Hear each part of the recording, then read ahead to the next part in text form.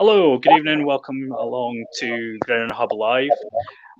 We're joined with some special guests this evening who are going to talk us through on bringing wheelchair American football to the UK. I'll let them introduce themselves. If you'd like to go first.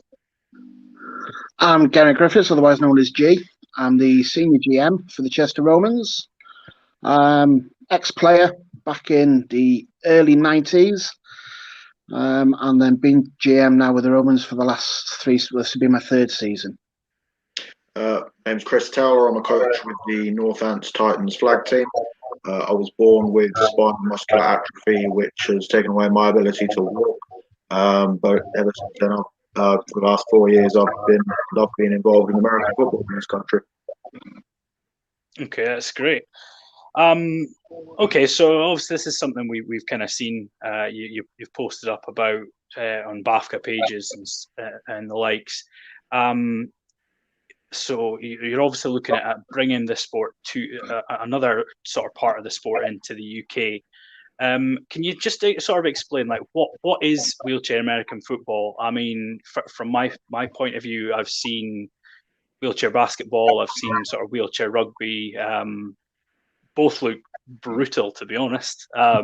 From what I've seen of them, great to watch. So can you just kind of explain to us, like, what is wheelchair American football?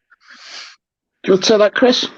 Yeah, sure. So wheelchair American football is, in a nutshell, the American football that we all know and love. We're watching the NFL, but it's a wheelchair-specific version. We're working for teams of six-a-side, played on some sort of like a basketball court, either indoors or out. And you do everything. It has kind of similar rules to flag, in that you have 4 downs to get to halfway and then 4 downs to score a touchdown. But it's played from a wheelchair. And you can tackle by stopping forward progress, or by taking a flag from the back of the head or the neck area. But other than that, you do all the sort of things. You run routes, you throw passes, you make interceptions. All those rules are the same. Okay. I'm sorry, I'm getting a bit of feedback. So from there, as you say, it kind of follows that similar rule, that kind of rules to flag in that respect. So with it being sort of indoor, just kind of go through. You're going to have sort of that 4 downs to get halfway, as you said, 4 downs to get to the end zone, is it? Yeah. And you're talking about sort of pass and everything you would normally expect. What's kind of like what is sort of the level of the sport per se? I mean, I'm not familiar with it in any way. I'm assuming it's played in the US in some ways. Kind of what is the sort of level of it? Like what is it that we've seen of it so far? So we're at a great point with bringing wheelchair football to the UK, because it's not been done officially before in the capacity we want to bring it. So we can basically make the rules as we're going along. We've been given access to all the rules and regulations and training courses that they do in the US by a company called Move USA. And as you say, they've just started in the US. They introduced it at the draft last year. They're currently running 4 teams nationally. And they're waiting, obviously, due to COVID, that's put everything, same as over here, on hold. So they're starting at sort of a higher level than we will, due to the fact they've got access to, obviously, ex-professional players. Whereas we'll be, I think, aiming for the same sort of level as full contact football is in the UK. So local teams setting up a wheelchair team as part of their club, and we'll take it basically from there.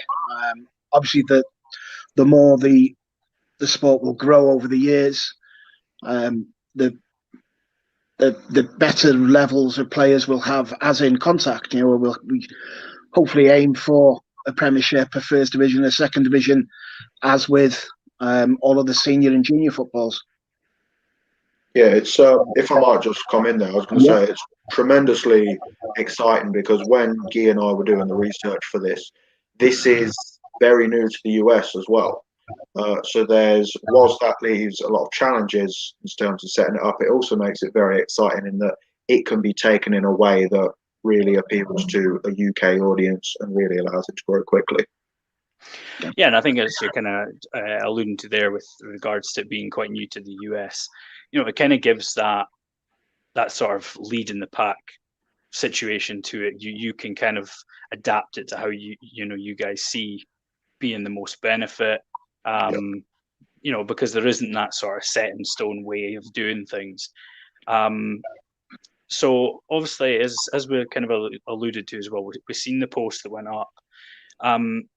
Just in the short term, like, I appreciate COVID's kind of got us all in a situation where we can't do anything at the moment. Sorry, just take me through, like, just in the short term future, what is it you're looking to do short term, and obviously we'll then sort of go from there. So, sorry, go on. Short term, go on. What we've done so far is in Chester, we're going to run our first taster clinic. And we've reached out to lots of local wheelchair, basketball, rugby clubs, invited them along. The support we've had from those groups, we've had offers of loaning us wheelchairs to use for the day. So we've had lots of support, lots of people wanting to take part and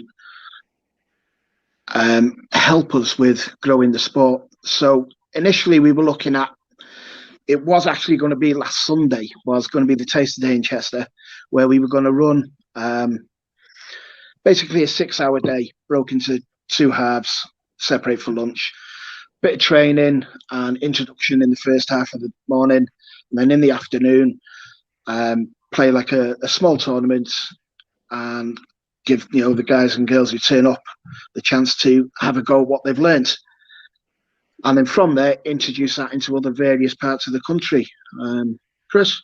Yeah, I think you hit the nail on the head when you said the support's been fantastic. I know from my own experiences, there are a lot of wheelchair users who are always looking for something new to do. And I think wheelchair American football would provide that team environment, but a completely new sport that they haven't tried before. In the shorter term, we are hopefully looking at having some teams set up so that we can run a national championship structure just on a one-day basis in 2022. And then growing from there into, as Guy mentioned earlier, full clubs, national league setups over a season rather than just a weekend.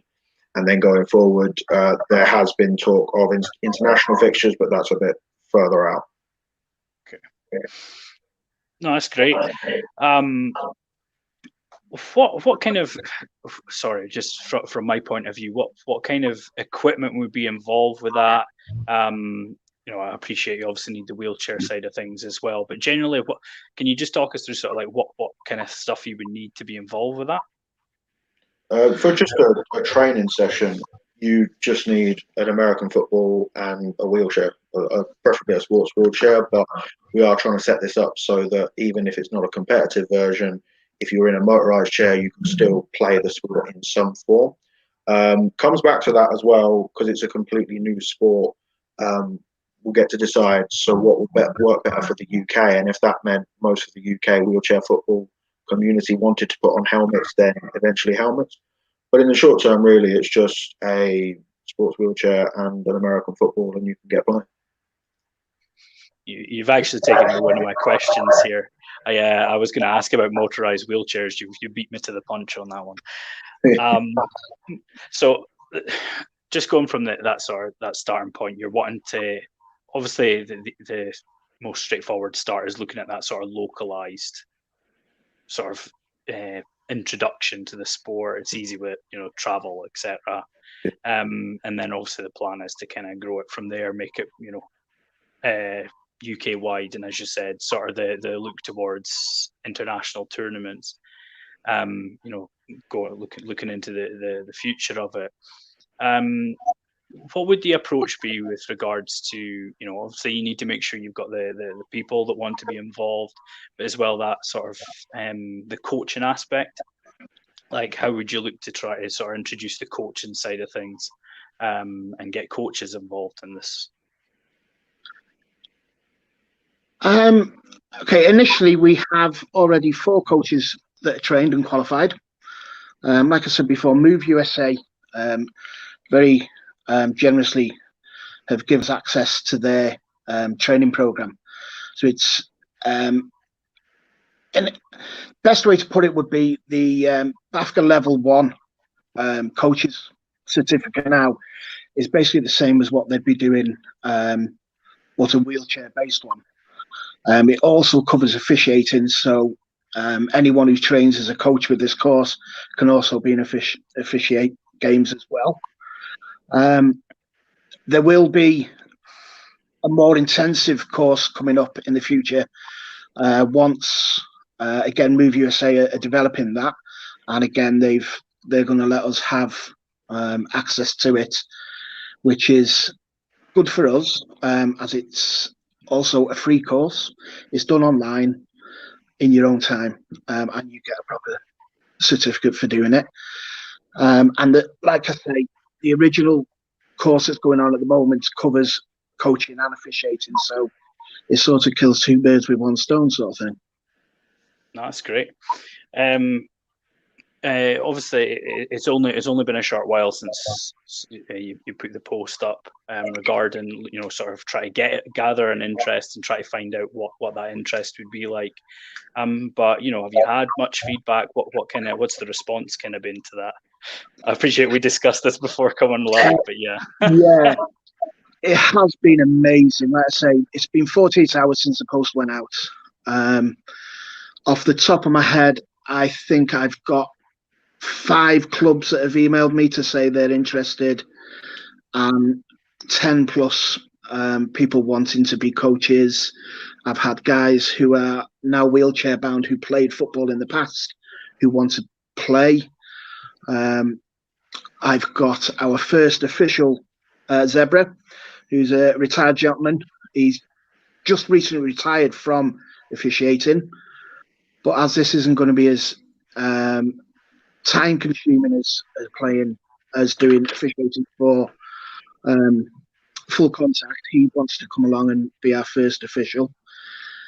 We've, as you say, we've put it up on the BAFCA Facebook page, and I've also sent it now to BAFRA, who are taking it to their board, so we can hopefully get them to add it to their sort of choice of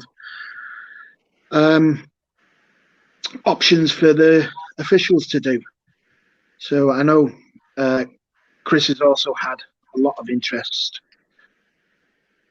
Yeah, definitely. I've had interest from people who have never played the sport before, people who were, as you say, Guy, either became disabled or have been wheelchair users from birth, but have always watched the NFL.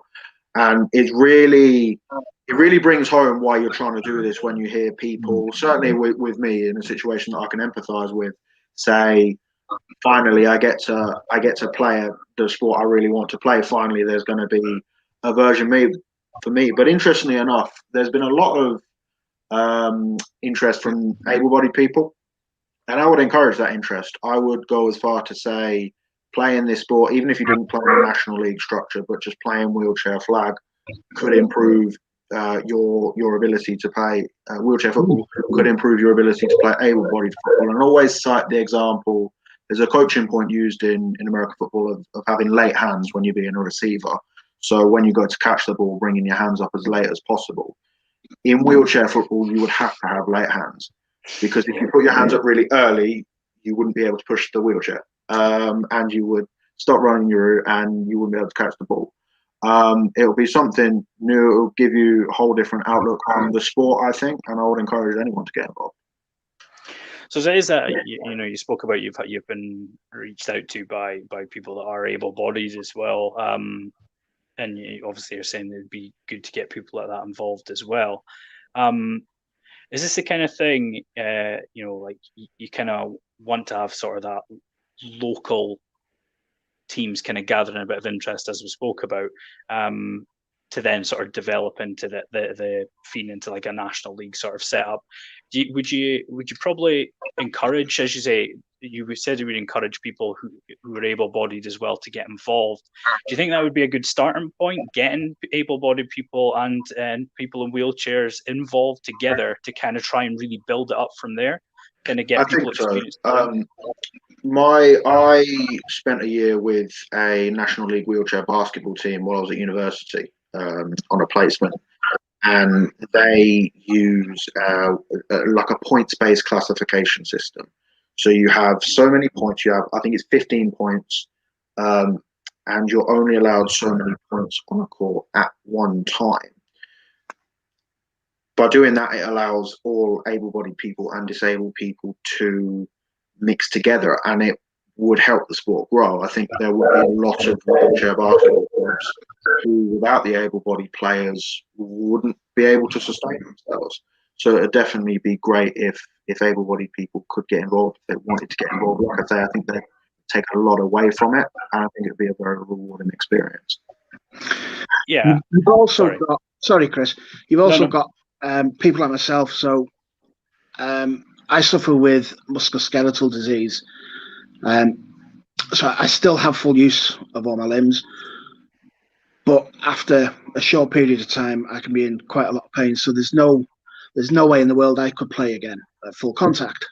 But with the option of this wheelchair, being in sort of able body at the moment, but it gives me an option of being able to play some football if I wanted to, because the option's now becoming available where it wasn't sort of a month ago. I mean, I spoke to you guys, just before we came on here, and obviously I took an interest in what you've been talking about. I spoke about, my dad played American football back in the 80s and 90s, and in 2010 he had a brain hemorrhage that's left him disabled. And he does use a wheelchair from time to time. Sometimes he can walk. He's done a few charity challenges along the way as well. I think like it's great, this idea that you could get more people involved in the sport as well. And you spoke about the point system of basketball. I wouldn't say I was hugely familiar with it, but I was aware of the point system. Because I have seen it before. I just think that's it'd be something that'd be really great to try and get as many clubs taking part in as possible as well, to try and sort of bring more people in. And as you say, it's a chance for people to play a sport that they've always watched, they always loved. And if you're talking about for somebody like my dad, he played before, and it would be an opportunity for somebody like him. So it's absolutely great. We've got a couple of comments. I'll pop them up. You might have sort of went through sort of what people are asking, but it's just always good to try and sort of clear up any questions that people are having. I'll just put this one up first. Let's see if that one comes up. Just sort of what we spoke about. We're starting off with a case of a one-off tournament, a location where teams that have been created around the country come for a day or two of games, depending on the amount of teams. Would that sort of be the starting foundation? Yeah. Would that be kind of It would start like that. I mean, my experience of disability sport has taught me that it can be quite expensive to run, and whilst we don't have these clubs set up with their own accounts, set up with their own budgets and strategies, making it as cost effective and as easily accessible from a point of view of not having to give up so many of your days to come and play when you're probably training for another sport or when you're doing something else. Just coming for one day and having a national championship played out and then a national championship crowned there would be, in the short term, how it would work. Yeah, it goes to add what we were saying earlier on with doing these taster clinics. So we want to hopefully run at least 4 of them in various parts of the country. So in that way we can gauge the interest in that area, that sort of that part of the country, which then we can determine whether we do one tournament sort of in the middle of the country where we can all get to, or we do one north, one south. All depends on the interest, I think, from the taster days. Again, with it being such an early part of the process, the more people we can get involved from various clubs, the better we can decide where we need to run these clinics to hit the most sort of amount of people. And again, if there's people thinking, they're going to be stealing our players, whether it be wheelchair rugby or wheelchair football, we've also discussed that, and we're looking at running our season as with full contact, where full contact American football season is after the rugby season. Okay. And we're looking at running our season very similar to that, so we're not poaching players. We want to offer something extra so people can get involved in more than one sport and just grow, basically. So on that sort of front, obviously you're wanting to kind of get people involved that haven't done anything. You get people involved that are doing other sports at the same time. So would that be something as well that you guys would be encouraging people that get involved to go and give basketball a go, give rugby a go as well, try and get people into other sports as well? Would that be something sort of you would be encouraging through that as well? Yeah, definitely. And I think because of the community of wheelchair sports is very close and tight knit. From what I've gathered so far, that's the way they work at the moment. They all help each other. And again, with the offers we've had we've had one from a basketball wheelchair club and a rugby club saying, we're quite gladly lend you gear, wheelchairs and stuff to use. So from that initial, couple of teams wanting to help nationally, that would just be amazing for us. Definitely. That's great. Just if I carry on down, I've got this is another one from Sean. Sort of saying, do you intend to use BAFA as the governing body? I know you said you spoke to you put it up in BAFCA, you spoke to BAFRA. Would it just be sort of going through BAFA and just it would be just for a bit of background. I know, I'm fairly confident that some of the other wheelchair sports, including wheelchair rugby, use the able-bodied version of their sport. So for rugby, the RFU as their own national, their own governing body. There's just so much more advantage to doing it through BAFA as the governing body, in that there are potential funding streams. There's the logo, there's the support, there's the contacts, rather than trying to break away and do it on our own, which I certainly wouldn't want. I don't think it would benefit the sport, and I don't think it would allow the sport to grow and reach the contacts that we have already reached. And both two members of our team at the moment, we have obviously Chris here. Chris has a role with BAFA, which is why he's part of the team. And we've also got Phoebe Shetler on board as well, who, for those that are part of American football, know, everyone knows Phoebe. And she's also Diversity and Inclusion Officer for BAFA. So she's our another BAFA representative on the board. And we will be having the 4 members of the Diversity and Inclusion Committee will be part of this group as well. That's great. So I mean, it's just kind of looking to get these sort of things off the ground. I think it's fantastic, and certainly something I would be interested in being involved in as well.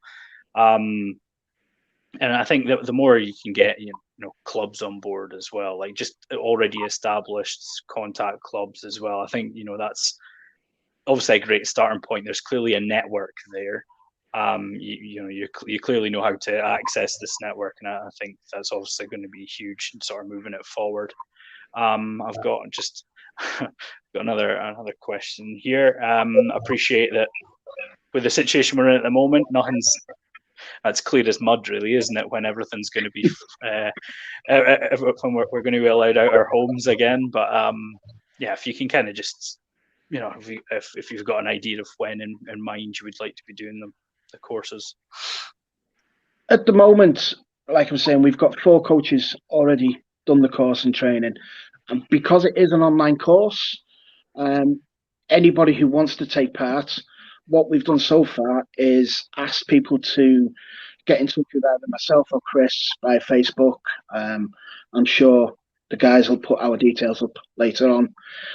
If you give either of us a call on Facebook, we can get all your details, and we can send you the links for the training courses. So that's not a problem. You can do them in your own time at home. And like I said before, they are free as well. So yeah, get in touch. I think if I may as well come in there, this isn't confirmed yet. We are looking at some kind of feature whereby these courses can be done as part of BAFCA continued professional development. That's not confirmed yet, and there's not a timeline, but that is something we're looking to have confirmed soon. That's good. So I've actually just seen a comment from my dad. Actually, that's why I was laughing. It's not what you were saying. I didn't expect to see that popping up at the bottom of my screen, so I'll just put that up for you.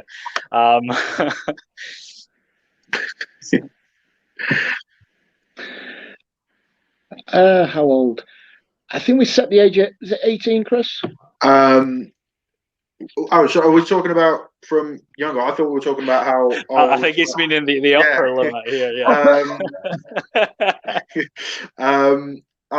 We hadn't really spoke much about age limits. Probably something we should have a think about. I think age limits will come in when we've had a chance to do these trial days and these taster sessions. We'll see. Okay, well, what is the danger level?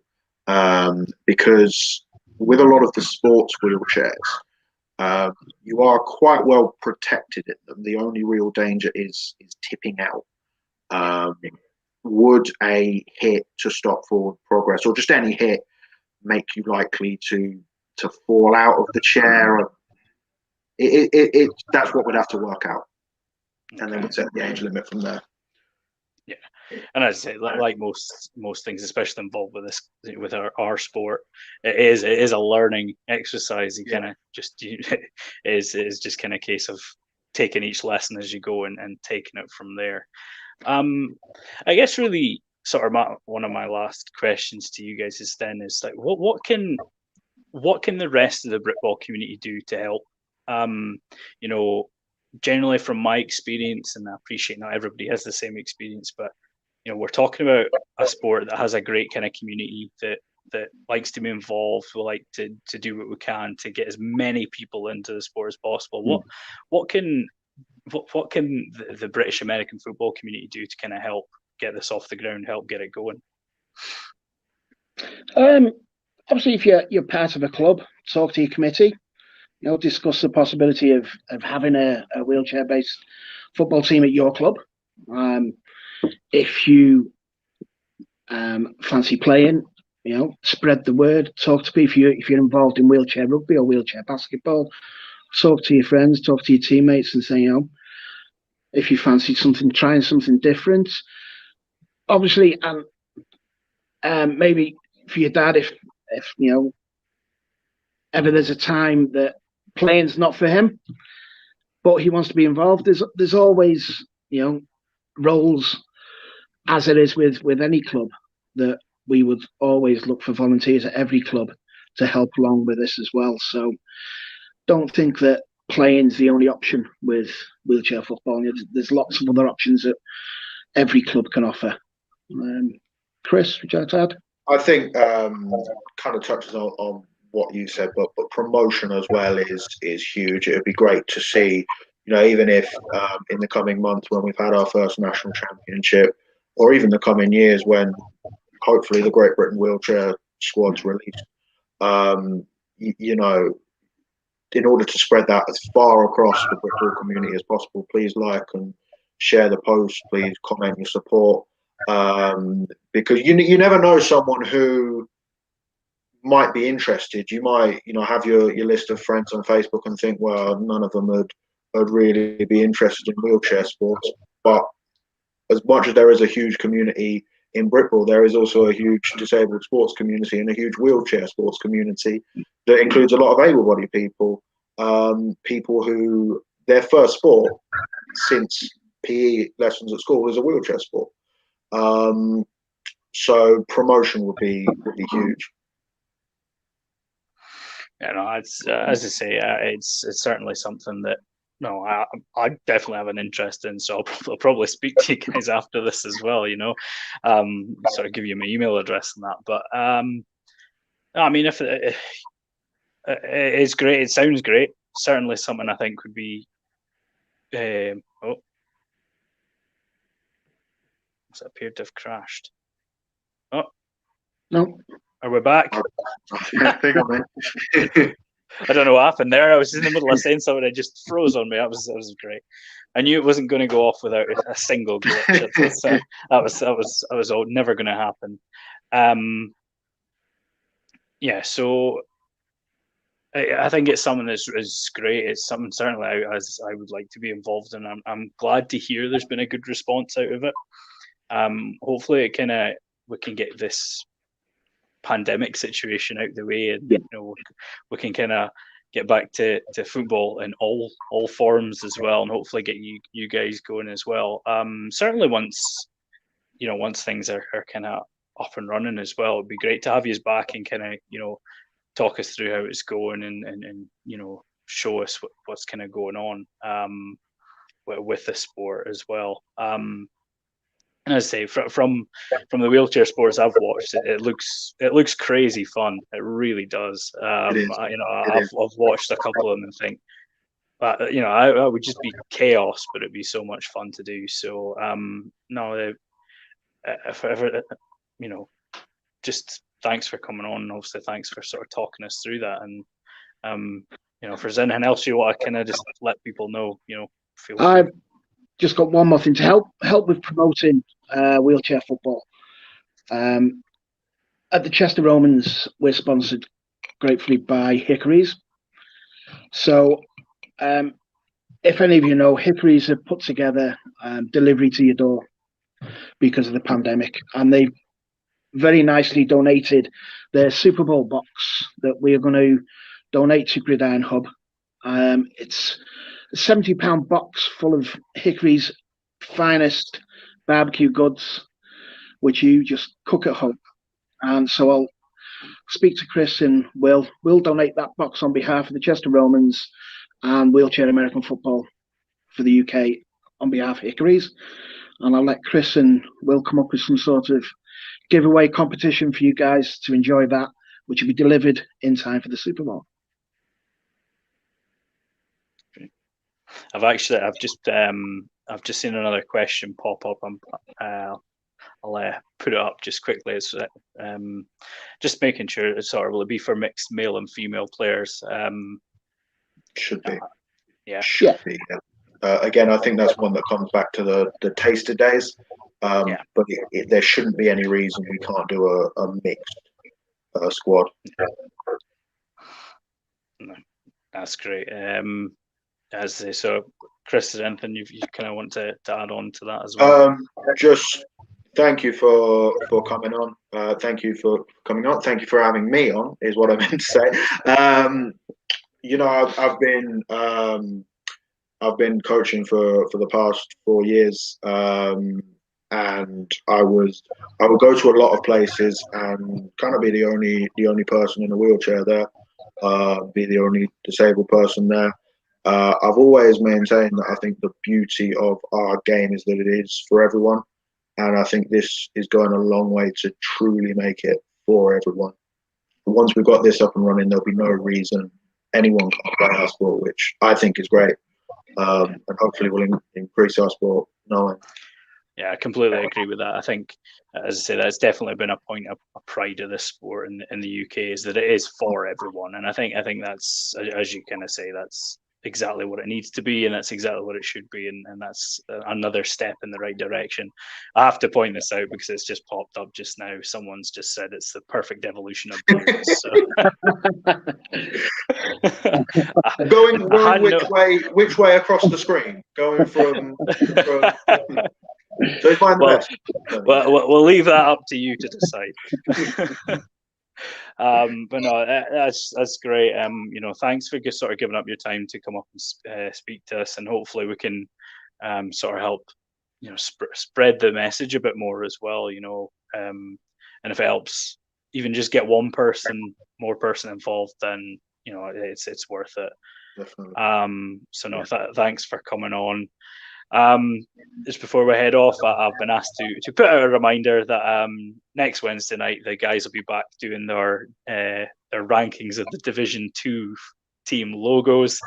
I'm sure you've probably had a look at that one for the Premier Division and Division 1. So I'll leave that to other people to comment on how they felt about the rankings. I'm sure people made their voices heard on that, but no, the guys will be back next Wednesday to do the Division 2 ones. And once again, guys, thanks so much for coming on. Thanks for having me. And don't hesitate to get in touch again. Definitely. Look forward to coming back to you with hopefully so much more. Yes, definitely. Cheers, guys. All right. Thanks. Thank you. Thank you. Bye.